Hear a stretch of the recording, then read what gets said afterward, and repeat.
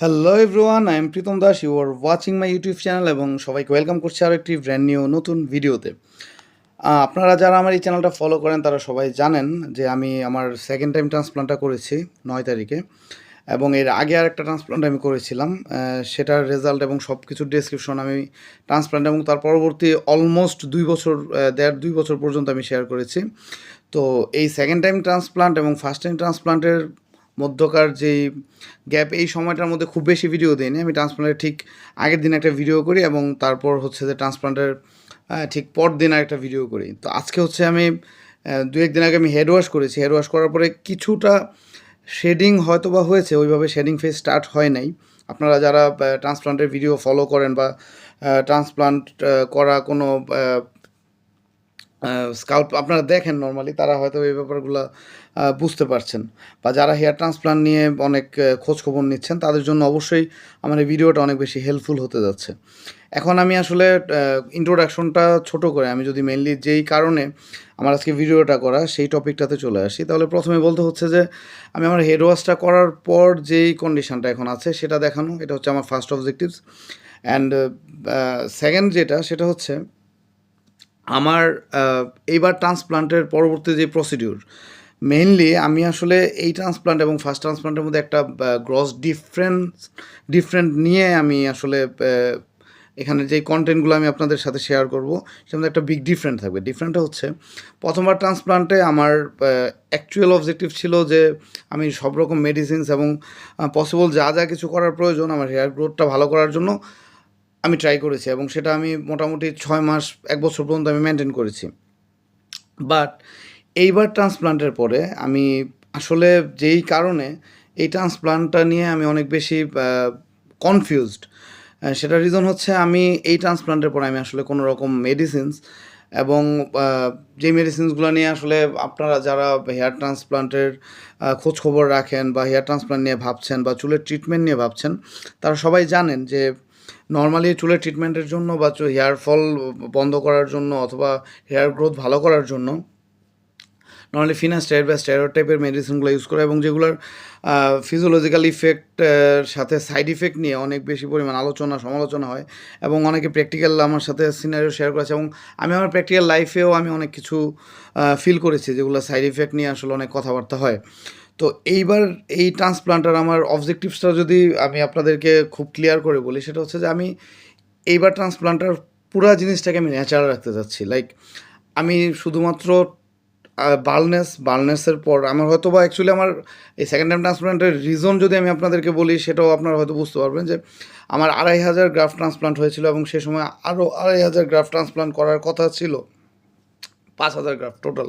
তো আমি ২,৫০০ গ্রাফট করেছি, এবং সেটাতে আমার মেডিসিনস এবং পিআরপি বা সামগ্রিক সব কিছু মিলে আমার রেজাল্ট এত ভালো চলে আসছিল যে আমার কাছে ২,৫০০ ট্রান্সপ্লান্ট করবো কি করবো না এই ব্যাপারটা নিয়ে আমি কনফিউজ ছিলাম। বাট আজ খুব রিসেন্টলি আমি যেটা হয় যে ওই ট্রান্সপ্লান্টের প্রায় ৪ বছর পর, আমার ৪.৫ বছর পরে হচ্ছে যে আমি এসে আমার সেকেন্ড ট্রান্সপ্লান্টটা করি। সেটার রিজন হিসেবে আমি আপনাকে এটাই বলবো যে ট্রান্সপ্লান্টেড হেয়ার নিয়ে খুব বেশি কোনো ইস্যুস হয় না। বাট মেডিসিনস যখন আমি লাস্ট 3.5 ইয়ার্স, আমি প্রায় ৩.৫ বছর ধরে আমি যখন মেডিসিনসটা অফ করে দিই, সব রকম মেডিসিনস অফ করে দিই এবং চুলের কোনো রকম কেয়ার করা বন্ধ করে দিই, তখন আমার ডেন্সিটির একটা ডিফারেন্স অবশ্যই হয়েছে। তো সেই জায়গা থেকে আমি যে জিনিসটা এইবার করতে চাচ্ছি যে আমি ট্রান্সপ্লান্টটা করব, এবং ট্রান্সপ্লান্টটা করার পর আমি কোনো রকম এই ফিনাস্টেরয়েড, ডিউটেস্টেরয়েড এবং মিনোক্সিডিল আমি ইউজ করব না, এবং এই না ইউজ করার কারণে হয়তো আমার রেজাল্টটা অনেক বেশি খারাপ হতে পারে। I don't know that. Actually যারা এই জিনিসটা চাচ্ছেন যে আমি লাইফ লং কোনো চুলের মেডিসিন ইউজ না করে আমি কি আসলে ন্যাচারাল কোনো ট্রিটমেন্টের মাধ্যমে, ন্যাচারাল বলতে আমি বোঝাতে চাচ্ছি যেই ট্রিটমেন্টটা আমার নর্মালি আমার হেয়ার যেভাবে গ্রো হয়, ঠিক আছে, আমার এখানে হেয়ার ছিল না, তো আমি হচ্ছে এখান থেকে হেয়ার এনে লাগানো হয়েছে। It's obviously natural process. Natural এই কারণে বলছি যে আমি এখানে কোনো আর্টিফিশিয়াল কোনো ওয়েতে আসলে হেয়ার গ্রো করিনি। এর সাথে আরেকটা ট্রিটমেন্ট, সেটা হচ্ছে পিআরপি। আপনারা জানেন যে পিআরপি যারা নিয়েছেন তারা সবাই জানেন যে আমার বডি থেকে যে ব্লাড কালেক্ট করা হয় সেন্ট্রিফিউজ করে, সেটার প্লাটিলেট্রিজ যে প্লাজমাটা সেটা ইনজেক্ট করা হয় আমাদের স্কাল্পে। তো সেটাও একটা ন্যাচারাল প্রসেস। নর্মালি হয়তো আমাদের বিভিন্ন ফিজিওলজিক্যাল কারণে প্লাটিলেট্রিজ প্লাজমা যেই ইম্প্যাক্টটা দেয়, এটার ব্যবহার অনেক কিছুতে আছে। পেইন রিমুভালের ক্ষেত্রে এই পিআরপি ট্রিটমেন্টের অনেক ব্যবহার আছে। স্কার দূর করার জন্য আছে, অনেকের মুখে স্কার হয়ে গেলে অ্যাকনি ট্রিটমেন্ট, অ্যাকনি স্কারের ট্রিটমেন্টের জন্য পিআরপির ইউজ আছে। তো হেয়ার গ্রোথের জন্য পিআরপির একটা খুব ভালো ইউজ আছে আসলে। তো ওই জায়গা থেকে আমি আসলে ন্যাচারাল ট্রিটমেন্ট হিসেবে আমি ট্রান্সপ্লান্টের যে টোটাল প্রসিডিউর, এটাকে আমি ন্যাচারাল ট্রিটমেন্ট হিসেবেই বলতেছি। কজ এটাতে আমার হেয়ার জাস্ট এই ডোনার এরিয়া থেকে এনে এখানে ট্রান্সপ্লান্ট করা হয়েছে।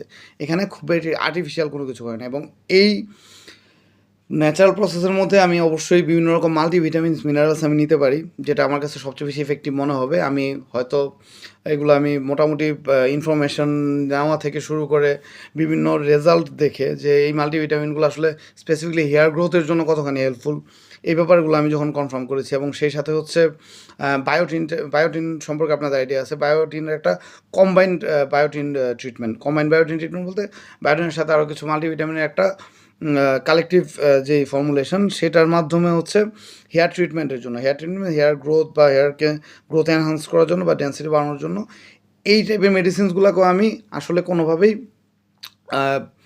আর্টিফিশিয়াল বা কোনো ক্ষতিকারক কোনো কিছু তো না। এটা আপনারা যারা সায়েন্স ব্যাকগ্রাউন্ডের আছেন অথবা যারা হেলথ সেক্টরে আছেন তারা অবশ্যই বুঝতে পারতেছেন যে মাল্টিভিটামিনস, বায়োটিনস এগুলো আমাদের বডির এন্ডোজেনাস জিনিসই। এগুলোকে আমরা হয়তো বডির বিভিন্ন আমাদের ফুড হ্যাবিটের কারণে এগুলো আমাদের বডিতে ডেফিসিয়েন্সি হইতে পারে।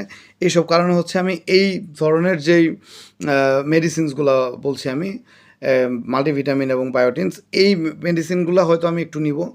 এবং ট্রান্সপ্লান্টের পরবর্তীতে আমি অ্যান্টিবায়োটিকটা নিতে হয়েছে ইনফেকশনসের জন্য, আমি এটা নিয়েছি কিছুদিন। তো এর বাইরে আমি আসলে আর কোনো মেডিসিন, এমন কোনো মেডিসিন আমি ক্যারি করতে চাচ্ছি না আমার চুল রাখার জন্য, যেটা আমাকে লম্বা সময় ধরে বছরের পর বছর ইউজ করতে হবে। এবং ইউজ করা অফ করে দিলে আমার আবার হচ্ছে যে ডেন্সিটিটা চলে যাবে বা আমার হেয়ার ফল স্টার্ট হয়ে যেতে পারে, এই টাইপের জিনিস। যেমন এগুলো আপনারা সবাই অলমোস্ট জানেন। আমি যখন রেগুলার বেসিসে ভিডিও দিতাম তখন আমরা দেখতাম যে আপনারা অনেক কিছুই জানেন, কারণ আপনারা এগুলো নিয়ে অনেক ঘাটাঘাটি করেন। যাদের বার্নেসের প্রবলেম আছেন, আমি তাদের ফ্যাক্টরগুলো সবচেয়ে ভালোভাবে জানি, কারণ আমি হয়তো বা লাস্ট 4-5 বছর আগে থেকে আমি এই বার্নেস থেকে হয়তো ওটা কিছুটা মুক্তি পেয়েছি ট্রান্সপ্লান্টের মাধ্যমে। বাট যারা এখন এই বার্নেস সাফার করছেন, মানে টাক সমস্যা বা চুল পড়া নিয়ে সাফার করছেন, তারা কিন্তু অবশ্যই জানেন এই সবগুলো ব্যাপার আমি যা যা আপনাদেরকে বলছি। তো লাইফ লং যে কোনো স্টেরয়েডের মতো মেডিসিন কন্টিনিউ করা বা মিনোক্সিডিলের মতো মেডিসিন কন্টিনিউ করা, এগুলো সাইড ইফেক্ট সম্পর্কে অনেক ভালো করেই জানেন। বিশেষ করে ছেলেরা তো অবশ্যই এটা বুঝতে পারছেন যে আসলে আমি কোন কোন ধরনের সাইড ইফেক্টের কথা বলছি। সো এগুলো লাইফ লং কন্টিনিউ করার থেকে আমি যদি ন্যাচারাল কিছু ট্রিটমেন্ট মেনটেন করার চেষ্টা করি, ন্যাচারাল কিছু প্রসেস মেনটেন করার চেষ্টা করি, তার মধ্যে পিআরপি অন্যতম, মাল্টিভিটামিনস, বায়োটিনস এবং সেই সাথে হয়তো ডার্মা রোলারের মতো ট্রিটমেন্ট, যেগুলো ন্যাচারালি আমার চুলটা যেভাবে থাকার কথা সেই জায়গাটাকেই হয়তো একটু এনহান্স করবে। এর চেয়ে আসলে বেশি কিছু না, যেটা আপনি চাইলে লাইফ লং অবশ্যই নর্মালি কন্টিনিউ করতে পারেন। মাল্টিভিটামিন আমরা নর্মালি আমাদের যারা আছে যাদের ভিটামিন ডেফিসিয়েন্সি বা ক্যালসিয়াম ডেফিসিয়েন্সি থাকে, তাদেরকে 2-1 মাস 3 মাস টানা খেয়ে আবার 2-1 মাস বন্ধ রেখে এটা আমরা নর্মালি খেতে পারি বা এটা আমরা কন্টিনিউ করতে পারি। এটাতে আসলে কোনো সাইড ইফেক্ট হয় না। তো সেটা যদি হেয়ার গ্রোথের জন্য বেটার হয়। তারপরে আবার হচ্ছে বায়োটিন, এটাও আপনি মোটামুটি একটা সময় আপনি খেতে পারেন, এটার সাইড ইফেক্টের তেমন কোনো ইস্যুস নাই। আর মিনোক্সিডিল তো আপনারা জানেনই যে মিনোক্সিডিল আপনি যদি লম্বা সময় ইউজ করতে হয় প্রথম রেজাল্ট আসার জন্য, এবং পরবর্তীতে ছেড়ে দিলে হচ্ছে যে আবার সেই মানে মিনোক্সিডিল ছেড়ে দিলে বা মিনোক্সিডিল আপনি কমপ্লিট অফ করে দিলে এটা আলটিমেটলি এটা ইম্প্যাক্ট আসলে থাকে না। এটা আপনারা সবাই অনেক বেশি জানেন। আবার অনেকে মিনোক্সিডিল নিয়ে স্কাল্পে অনেক প্রবলেম হয়। তো আমি এই সামগ্রিক সব কিছু থেকে আমি আসলে একটা গেট ফিট করতে চাচ্ছি না, যে আমি আসলে এই জায়গাগুলোতে আর থাকতে চাচ্ছি না। আমি জাস্ট কমপ্লিটলি ন্যাচারাল ওয়েতে আমি ট্রান্সপ্লান্টটা করেছি।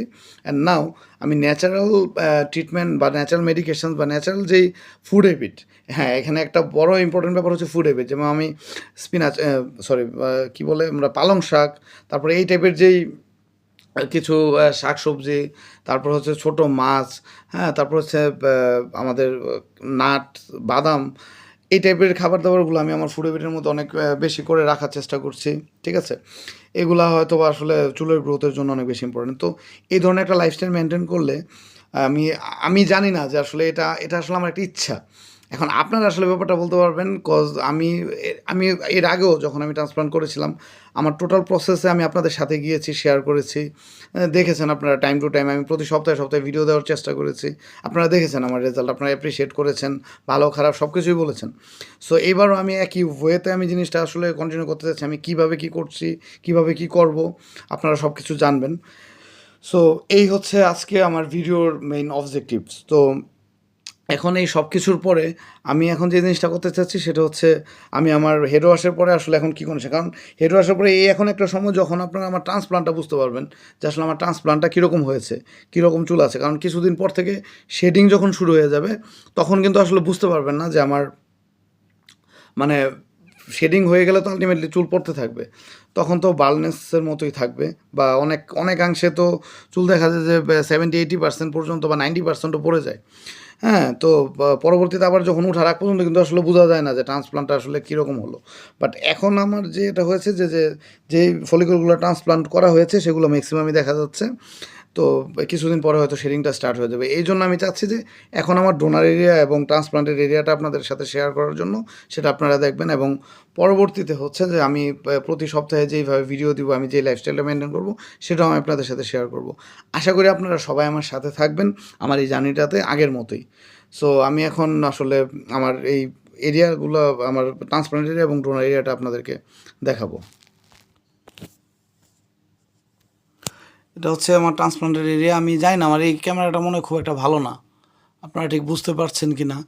এটা হচ্ছে আমার ট্রান্সপ্লান্ট এরিয়া, এই হচ্ছে হেয়ার লাইন। এখানে চুল ছিল, এখানে আসলে ডেন্সিটি বাড়ানো হয়েছে আর কি, ঠিক আছে। সো এই হচ্ছে আমার ট্রান্সপ্লান্টেড এরিয়া। মোটামুটি আমার এই এরিয়াতে কিন্তু আগে এর উপরে আসলে ট্রান্সপ্লান্ট করা নেই, এবার আসলে এরিয়াতে তো ট্রান্সপ্লান্ট করা হয়েছে। জাস্ট ক্রাউনের একটু এরিয়া হয়তো বাকি আছে যে জায়গাটাতে আসলে ট্রান্সপ্লান্ট করা যায় না ওইরকমভাবে, মানে অ্যাজ পার ডাক্তার যেটা বলেছেন আর কি, ঠিক আছে। তো এই হচ্ছে আমার ডোনার এরিয়া, আপনারা হয়তো বুঝতে পারছেন। এটা হচ্ছে আমার ডোনার এরিয়া। ওকে ওকে ফাইন, ঠিক আছে। সো এই হচ্ছে ডোনার এরিয়া এবং এই হচ্ছে আমার ট্রান্সপ্লান্টের এরিয়া, ঠিক আছে। সো আশা করি আপনারা বুঝতে পারছেন যে আমার ট্রান্সপ্লান্টটা কীরকম হয়েছে। হয়তোবা আগামী কিছুদিনের মধ্যে এই শেডিংটা স্টার্ট হয়ে গেলে তখন আসলে এটা খুব একটা বোঝা যাবে না। তো আজকে আসলে ভিডিও আর খুব বেশি লেন্দি করব না। সো আমি আশা করি যে আপনারা হচ্ছে এই পুরো জার্নিটাতে আমার সাথে থাকবেন এবং আমি আপনাদেরকে টাইম টু টাইম আসলে এই জিনিসগুলো আমি শেয়ার করে যাব, ঠিক আছে। সো এই সব কিছুর পরে জাস্ট আমার সেই চিরাচরিত যেই লাইনটা থাকে, obviously take care of your hair, take care.